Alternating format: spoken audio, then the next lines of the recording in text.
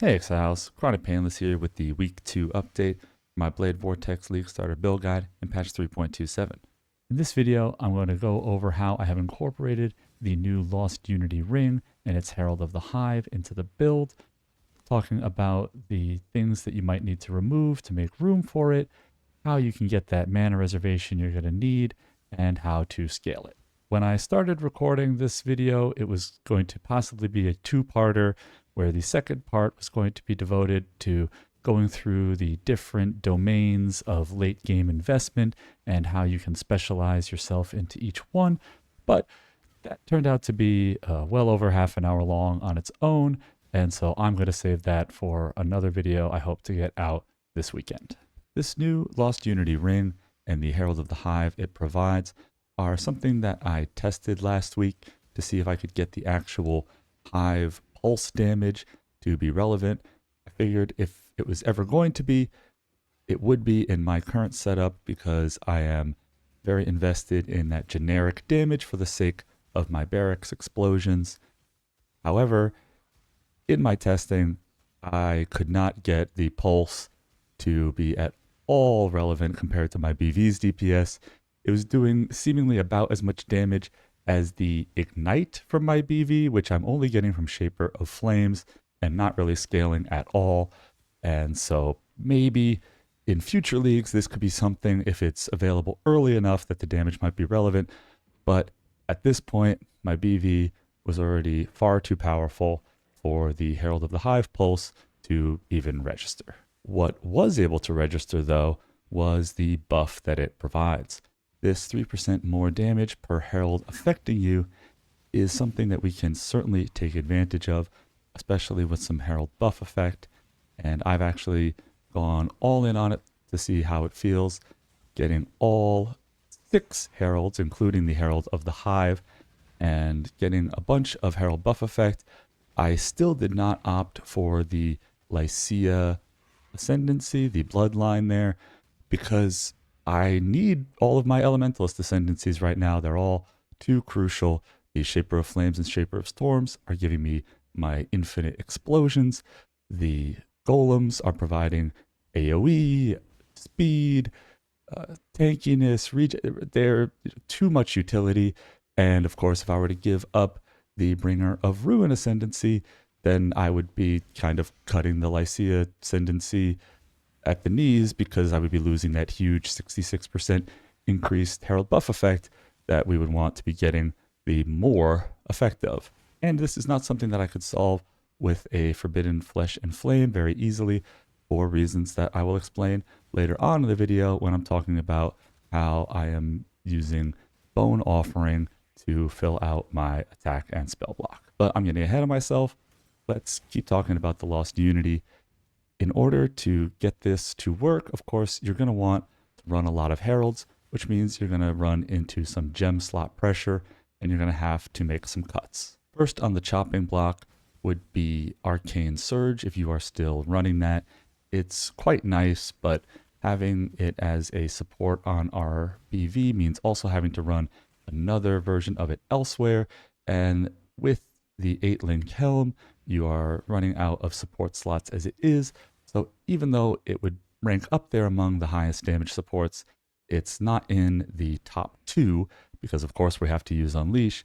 And so definitely want to get rid of Arcane Surge and of course the level 1 Arcane Surge that was used to proc it. You can also start taking gems off of your shield charge support as you get other sources of attack speed, onslaught flasks, your lightning golem buffs keep getting stronger. The supports on the shield charge certainly start to fall off a bit. Momentum is definitely the one you want to remove first. And even if you wind up removing faster attacks, shield charge will still wind up being a big boost to your clear speed. Next, you can consider even dropping one or more of the golems. The golems are worth running, even if you're only running a couple of them. The Ascendancy is still going to be a strong value just because of the Flame Golem alone. This guy is giving us 50% increased AoE. That's almost as much as Heart of Destruction. He's also giving damage. I think that having just 3 is totally reasonable. You can easily get rid of Ice or Chaos Golem if you're running one of those. They are the easiest to replace as far as getting their bonuses back from other sources. Plenty of places to get Chaos Res, plenty of places to get crit chance, and so we don't really miss them that much if we have to put them on the bench. And I even went as far as removing Assassin's Mark for some of the more mapping-based loadouts that I was testing. I found that with the damage that I was doing, and especially the damage provided by this Herald of the Hive, even beefy targets really didn't stay alive for long enough that Assassin's Mark was going to be relevant. And so the massive crit that I'm getting from Brittle with Sublime Vision, which I'll also talk about later, meant that I just really didn't need that base crit chance. And so this was a curse that I will want to bring back if I am doing a bossing loadout, but for now, in mapping, it's okay to put Assassin's Mark on the bench as well. And once you have all of the gems slotted, you of course need to find a way to reserve all the mana that they are going to want. So this is definitely an instance where Replica Dragonfang's Flight becomes very attractive.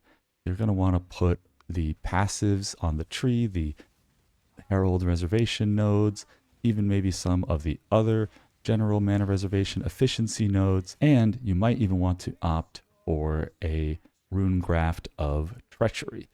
This is a very strong source of reservation efficiency. It also works on life reservation efficiency, so you can run a more costly reservation on your arrogance for your petrified blood low life setup.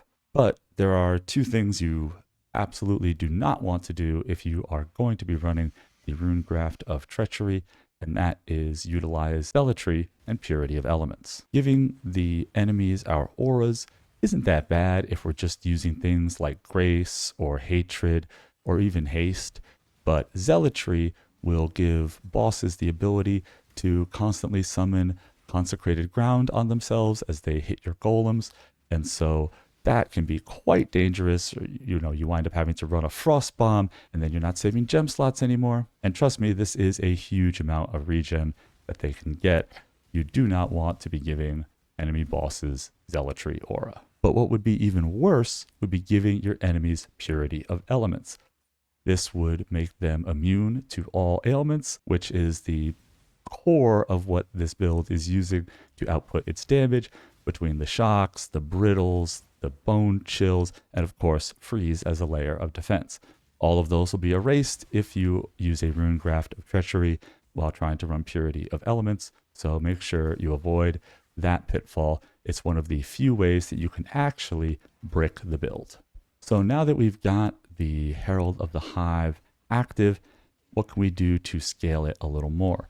Well, already talked about how the Lycia Ascendancy is going to be too much opportunity cost right now, but what you can do, of course, is get a bunch of Herald Effect tattoos. Forgive my presumptively incorrect pronunciation, the Arahangui Shaman tattoos. These will replace our useless int with a much more impactful stat.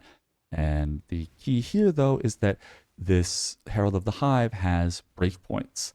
It is a 3% base multiplier, which means you're going to have to tick that 3 up by an integer in order to get another boost to your damage.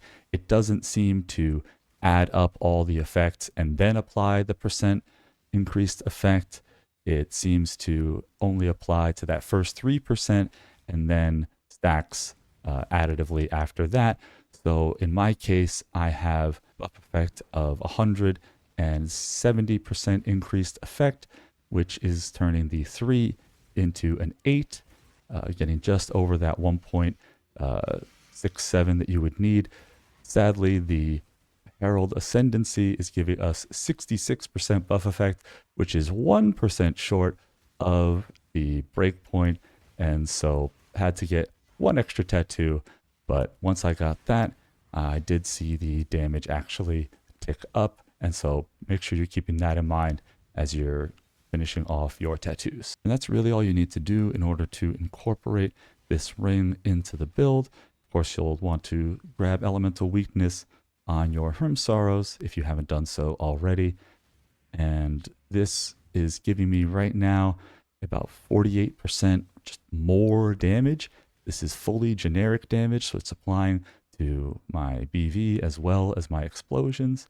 And you can certainly feel the difference when it is on or not. And I can say that with certainty because I often forget to turn it back on when I first go into a map, because I do find the visual effect to be a little annoying when you're just chilling in the hideout. But aside from that small drawback, this is a very powerful tool for the build. Definitely recommend considering it if you're looking to pump up that DPS and pump up those explosions. That's all I've got for this video. I'll be back with more updates and certainly streaming more and posting more POBs in the Discord. So stay tuned or don't. I'm not your boss. And in the meantime, try to stay painless.